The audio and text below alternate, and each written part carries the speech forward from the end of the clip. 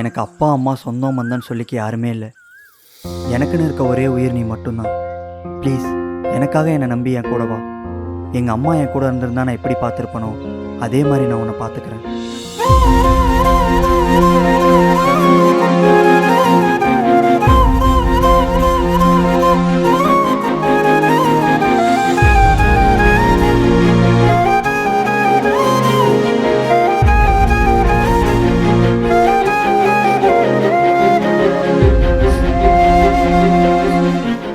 எனக்கு ரொம்ப பயமா இருக்கு மாமா. கனி, நீ எதுக்கும் பயப்படாத. உன் கூட நான் இருக்கேன், சரியா?